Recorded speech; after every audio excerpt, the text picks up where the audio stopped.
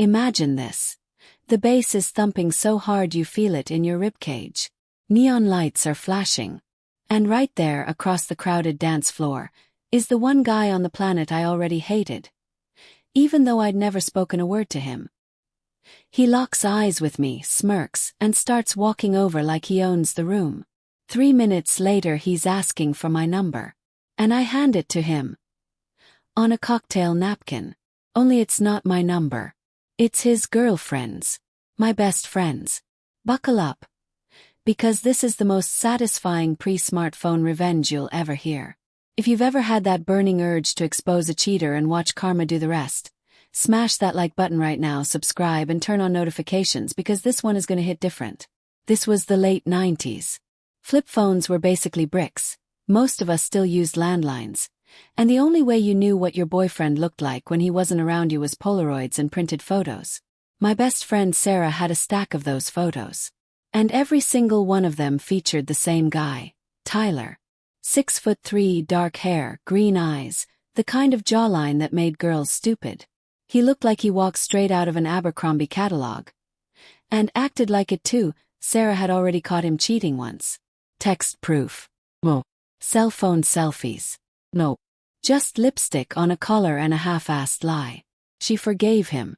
Said he cried, promised he'd change, swore she was the only one. I watched her shrink that entire year. She stopped laughing as loud. Started checking the clock when he was out with the boys. Every time she showed me another photo of them smiling, my stomach twisted. I hated him. I hated him with the kind of heat that makes your teeth ache. Friday night. I'm at this club downtown with some girlfriends. Strobe lights, cigarette haze, that sticky floor you don't even want to think about. I'm leaning against the bar, sipping a vodka cranberry when I see him. Same height. Same cocky walk. Same I know you want me grin. My heart slams against my ribs. 90% sure it's him. Then he turns fully toward the light and yep. 100%. Taylor. In the flesh. And Sarah is at home, probably waiting for a call that's never coming. He scans the room like he's shopping. And then, his eyes land on me. I feel the rage bubbling, but I force the sweetest smile I can manage. Because tonight I'm not Sarah's best friend. Tonight I'm just a girl at the bar. He slides up next to me like we're old friends. Hey. Haven't seen you here before. His voice is smooth, practiced.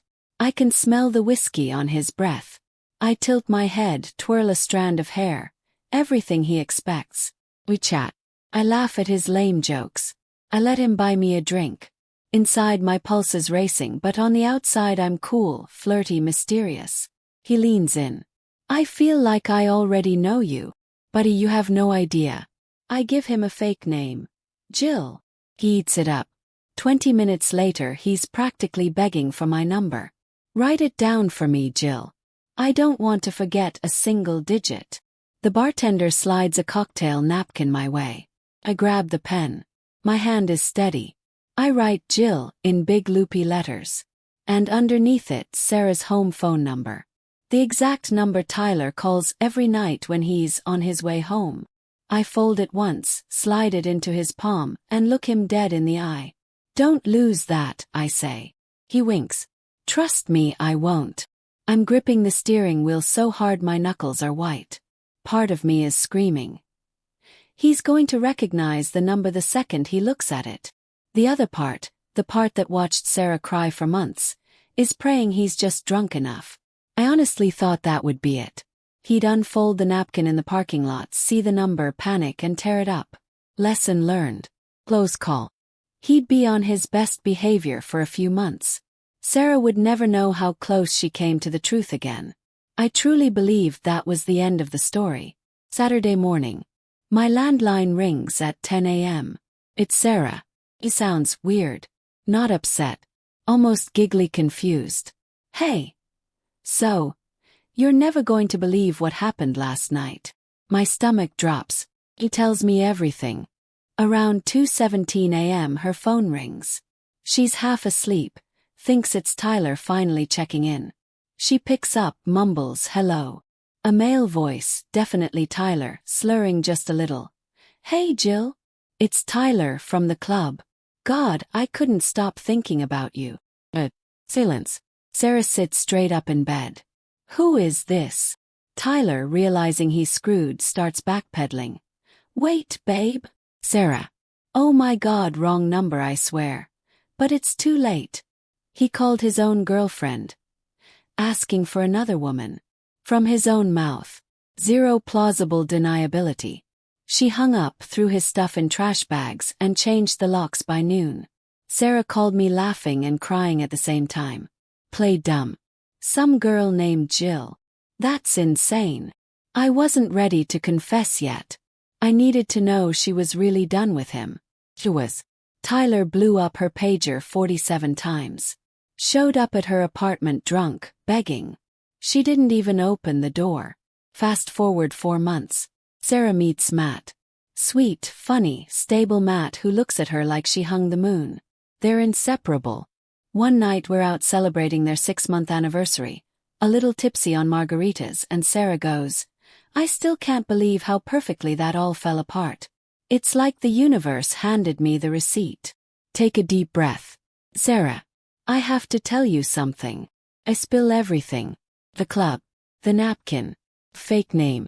She stares at me for 5 full seconds. And then bursts out laughing so hard she almost falls off her chair. You absolute legend. That's the funniest thing I've ever heard. She hugs me so tight I can't breathe. Thank you, she whispers. You saved me. Sarah and Matt got married 2 years later. They have 3 kids now. And every year on their anniversary, Sarah texts me the same thing. Reminder that the best night of my life started with a cocktail napkin. Sometimes justice doesn't need a grand plan. Sometimes all it takes is a pen, a napkin, and a cheater too drunk to read 7 familiar digits. Karma doesn't always need your help. But when she asks, hand her the pen. If this story gave you full body chills, do me a favor. Smash that like button so this video can find everyone who needs to hear it. Drop a comment and tell me, what's the most poetic justice you've ever seen served? And of course, subscribe and hit the bell, because every week I'm bringing you more stories that prove cheaters never win. I'll see you in the next one. Stay savage, friends.